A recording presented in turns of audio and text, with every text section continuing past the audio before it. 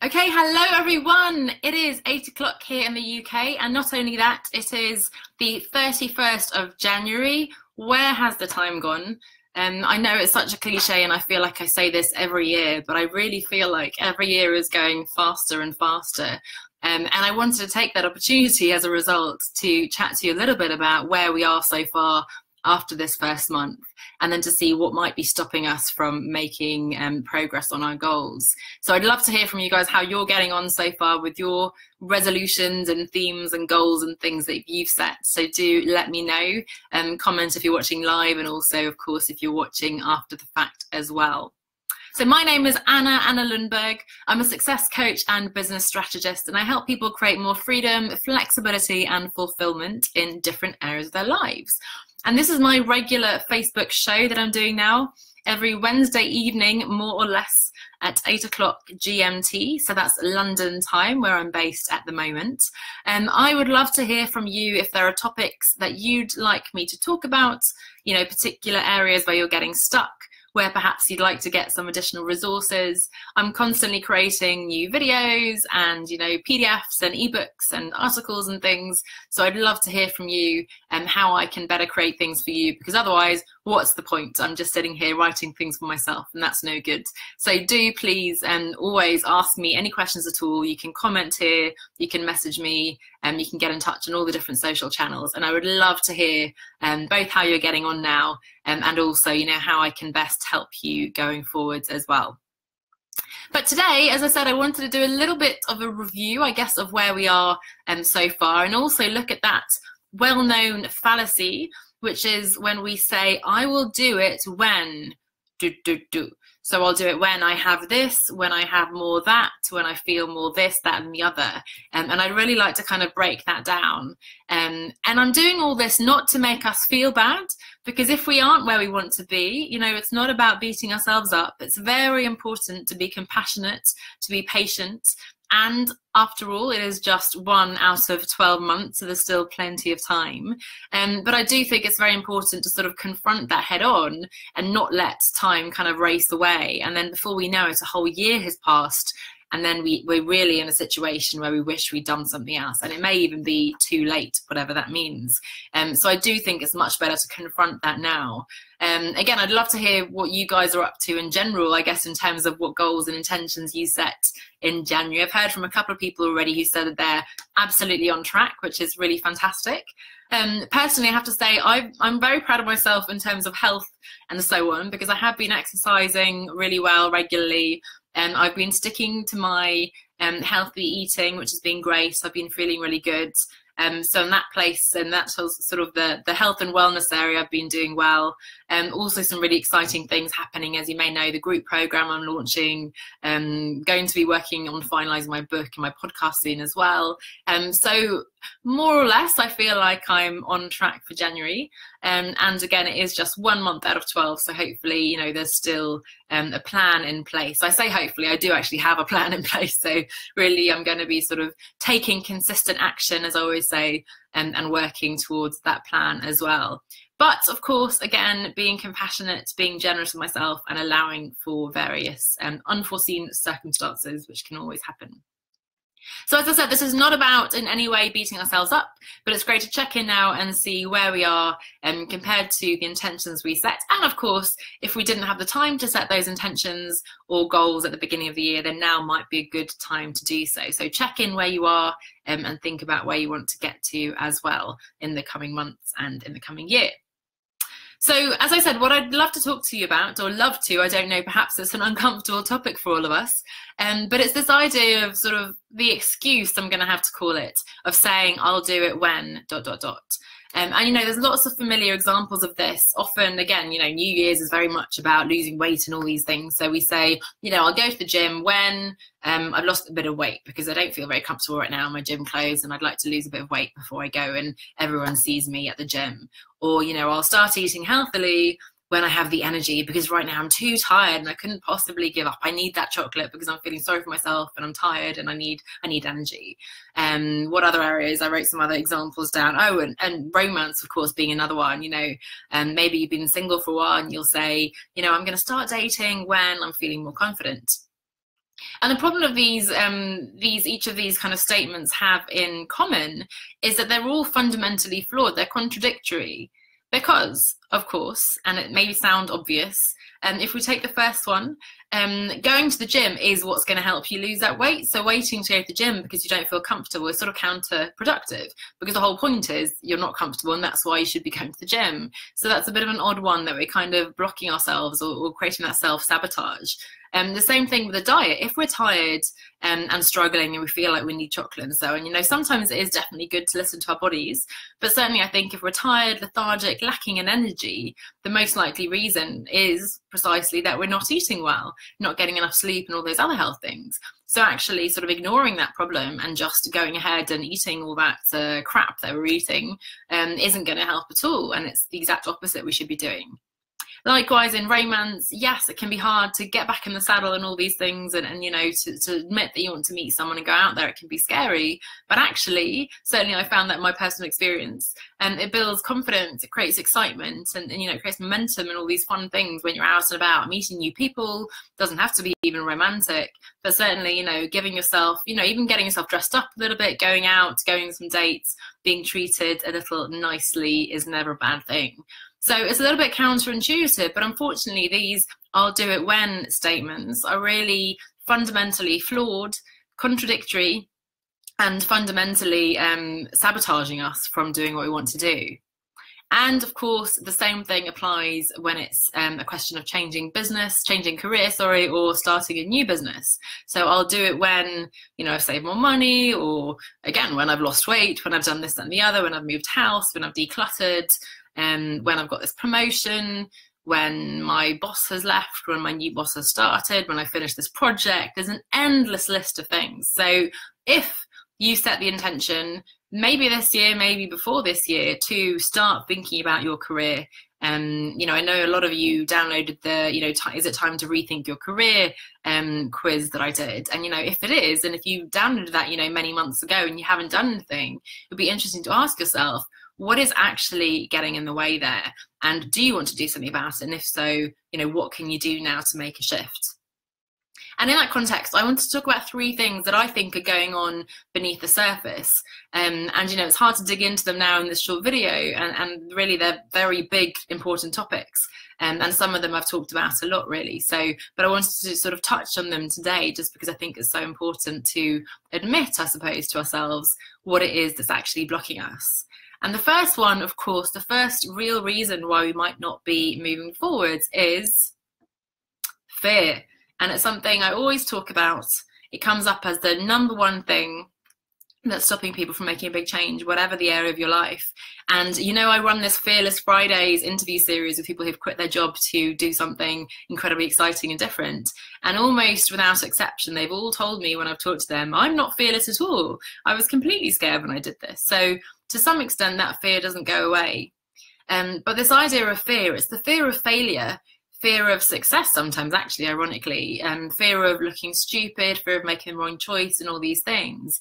And I think what's often going on there is when you say, I'll do it when we kind of make that excuse for ourselves, or the justification, what we're really doing is sort of saying no to that fear, and either kind of hoping that we'll overcome the fear, or that we will end up not wanting to do this thing, or, you know, simply subconsciously, and this is the sad truth, I think, we're saying, you know what, if I never try, I'm never going to fail.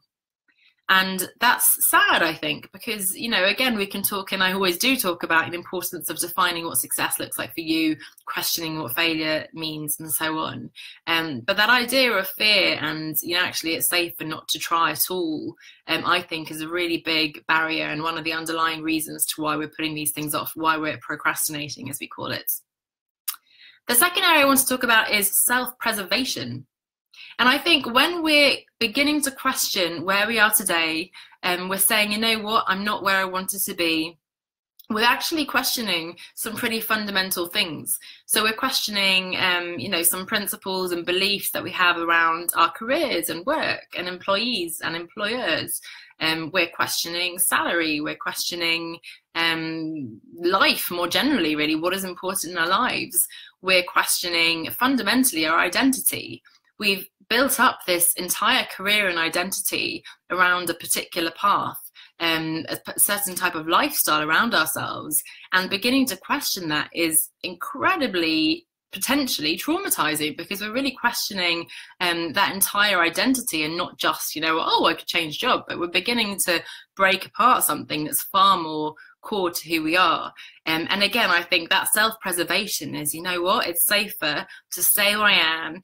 Yes, it's a little bit uncomfortable, it's a bit painful, but actually I can put up with that, and it's far less painful than confronting that maybe, and I don't want to be overly dramatic, but maybe my entire life has been a lie. Maybe I've been working towards these goals that weren't my goals. Maybe I've been working towards a definition of success that wasn't mine. That was society's, that was my parents, my teachers, whoever's, my partners, or even my own, but a misguided one. And that's incredibly frightening and off-putting. And actually, it's easier then to preserve ourselves. So I think the first big blocker is fear. The second one is self-preservation. And the third one is lack of clarity. And that's another one that I talk about a lot, because it's really, again, one of the top blockers that's stopping people from moving forward that I see. And it's that we don't know what we want. Or if we do know what we want, we don't know how to get what we want. And of course, if that's the case, it's going to be impossible to move forward. So, you know, people often talk about goals, and they talk about making them smart and specific and measurable and all these things. But there's an important element of truth to that, because if you have this vague goal of wanting fulfillment and freedom and maybe starting a business, then, you know, that's not really specific enough.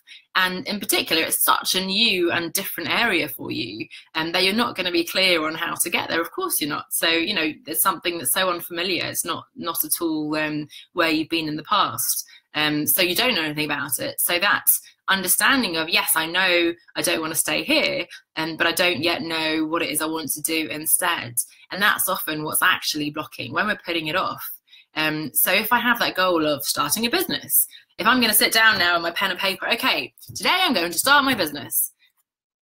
You know what? I'll do it when I have more time or something, right? Because it's just such a big, vague, fluffy goal that it's impossible to actually make some progress on it. Whereas once you've broken that down and understood, okay, this is what I want to do, these are the different steps, these are the timings, you know, probably by the end of 6 months I'll have this, and I'll have some savings, and I need to first find out that. And then you can break it down into steps. But having the clarity, first of all, of what it is you want, and secondly, how you're going to get there, I think that's really what's often stopping us, and what's leading to that I will do it when.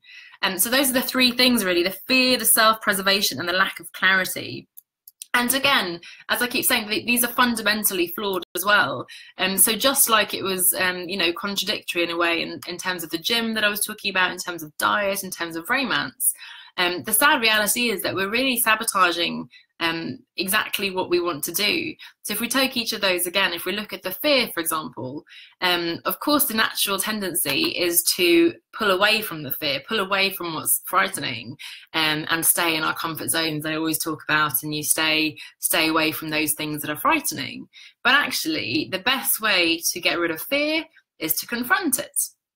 And it's about looking at, what is the worst case scenario? What am I actually afraid of? How bad is that? Because often it's not as bad as we think, or it's crazy bad, but it's so unrealistic that it's never going to happen, and it's not really a problem. Or we can work out contingency plans and make it, you know, a little less bad, or we can reduce the likelihood and so on. But confronting that fear is actually what's going to remove it, not, you know, letting it build into this big dark cloud in your head. So ironically, when we're putting things off because we're afraid, we're actually doing the exact opposite of what we should be doing, if I can use that word. The other thing about fear is actually by doing is what breaks that fear apart. So, you know, you imagine, you know, I'm scared of jumping off a diving board or something, which I definitely have been in the past.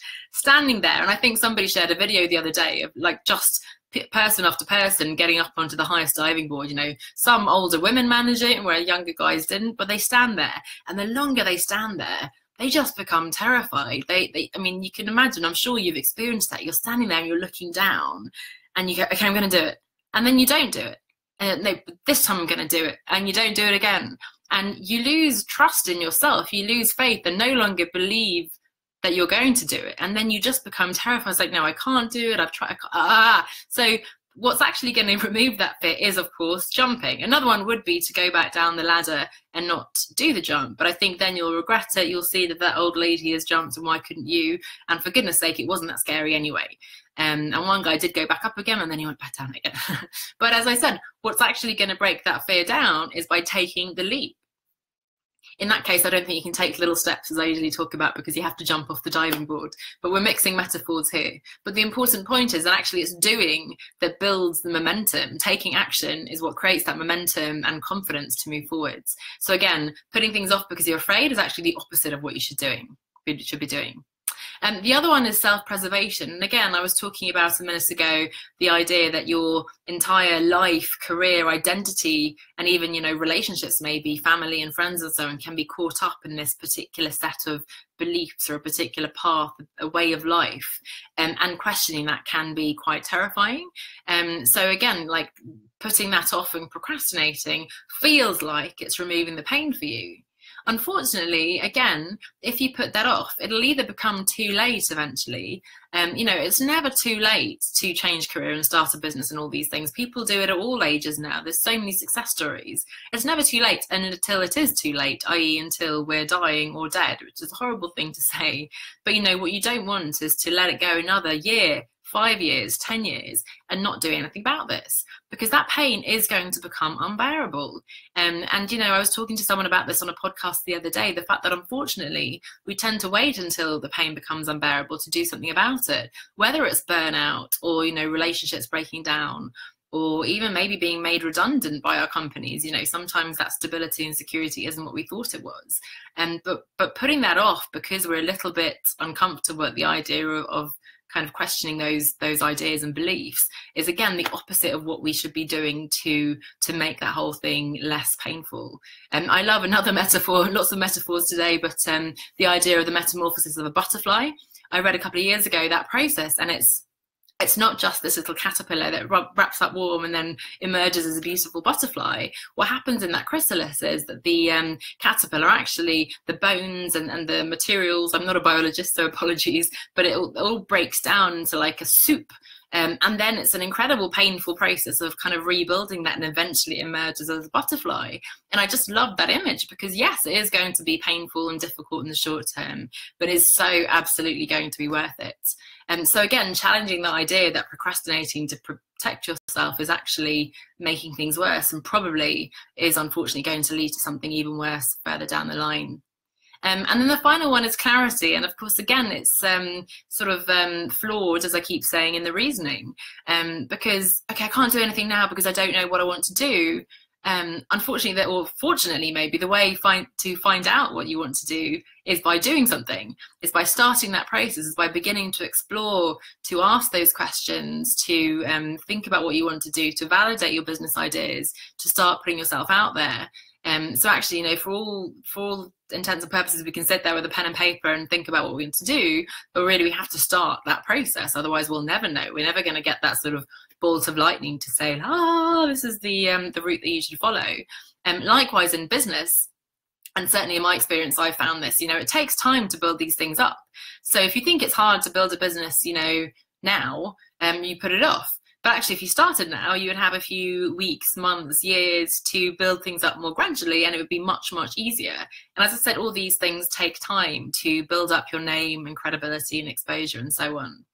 So when it comes to those 3 blocks, as I was saying, fear, self-preservation, and clarity, all those things are actually, we're doing the opposite of what we should be doing, if you see what I mean.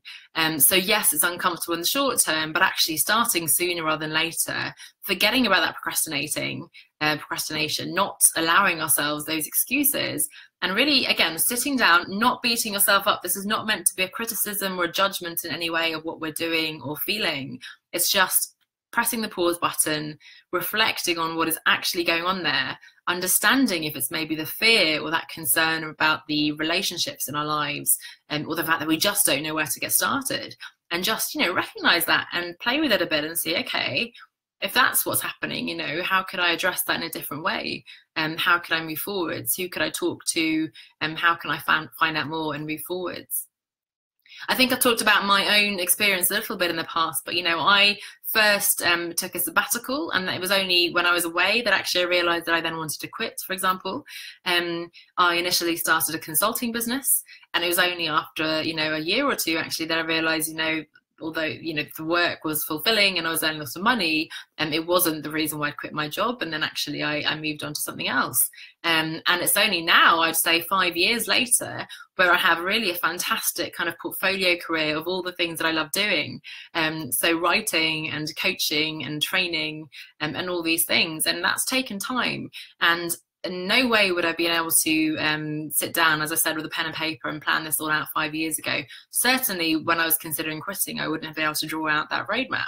In terms of business and putting myself out there, I contact companies sometimes, agencies, coaching organizations or businesses, and they might get back to me a year later offering me a contract or a project or something, or someone recommends me, somebody watches a webinar, and then 6 months later they'll come to work with me as their coach. Somebody's been sort of quietly listening and watching and reading, and then they'll come to me later on. Articles I put out there, take years to build up, and these things do take time. So again, rather than make it harder for yourself and put it off into the future, start now and then take the pressure off, because you know what? There's no pressure now.